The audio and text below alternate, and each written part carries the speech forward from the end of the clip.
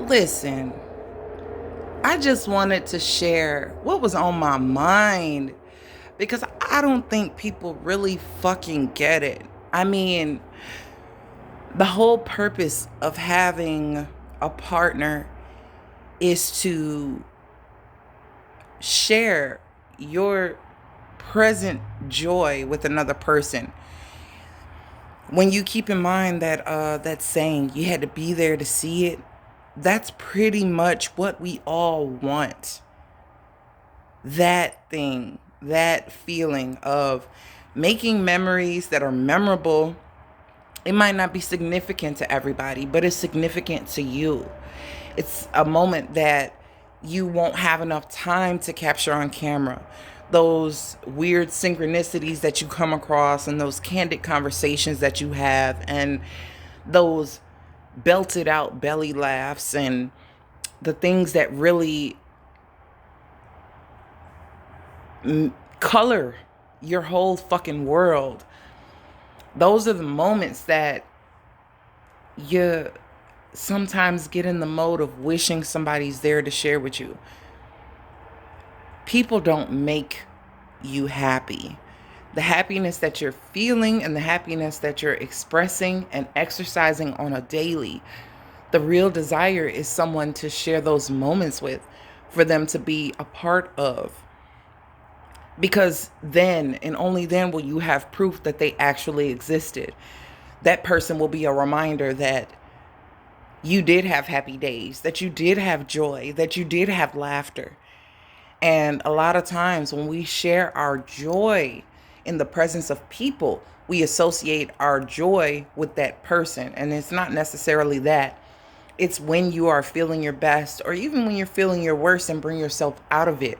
The people that are in your environment start to mean more significant, they start to have more of a significance to you, because you were in a moment of joy and they got to witness it. And so being close to them reminds you of who you are, or who you were, and what you're capable of in that moment of joy and in that moment of happiness. So the point of life is to live it to its fullest. And those points where you got close, and those points where you felt joy, and the points that you felt that happiness coursing through your veins, and you were silly, screaming at the top of your lungs, laughing a belted laugh, running out of breath because you were crying happy, crying joy. Those are the moments that you would wish that somebody was there to witness, because then it wouldn't be feeling when you're in a moment of lowness or sadness. There would be somebody to remind you of the happiness and the height of joy that you're capable of. So let's just focus on where we can go, as high as we can go. We've already felt the depth of pain, and now we have to go to the other polarity of that. We have to understand that those heights are achievable without somebody holding our hand to get there. Like, you really got to know that when you're thinking a thought and it makes you laugh out loud, or when you're watching something and you actually do laugh out loud, that is your joy. That is something you can always call on, something you can always have and rely on. That is autonomy. That is you allowing yourself to enjoy what it is that you have in your environment, in your life at any given moment. And this will be what you enjoy. This will be a feeling that you can always have, regardless of who transitions in or transitions out of the life that you're living. So you have to be able to get to that point of joy and that point of elation, with or without anybody witnessing it. It's just more fun, it seems, when somebody else can witness your savvy, your witty, your silly, your happy, your joy, your contentment. Because on an everyday basis, you have this feeling of who you are and what your appearance should be in an outward way, in an outward expression.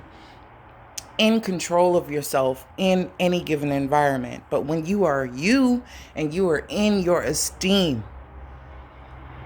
self-assured in that, and you're able to laugh at some silly shit, be crude in your humor, and somebody understands it without being offended, just whatever it may be, you have to be comfortable in that more than 50% of the time, at least 51% of the time. Otherwise, the environment and society rules the majority of your happenstance, if that makes sense to you. You have to light up each and every one of these motherfucking chakras on a daily. Make it your mission.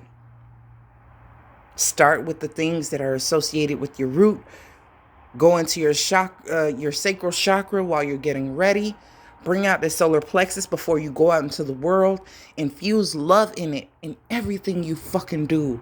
Speak the truth and listen intently. See more than meets the eye in any given situation. And then when you come home at night and you ponder your day, crown chakra, you can make sense of everything that gave you a benefit. Make it make sense. You're living to thrive, not just to survive.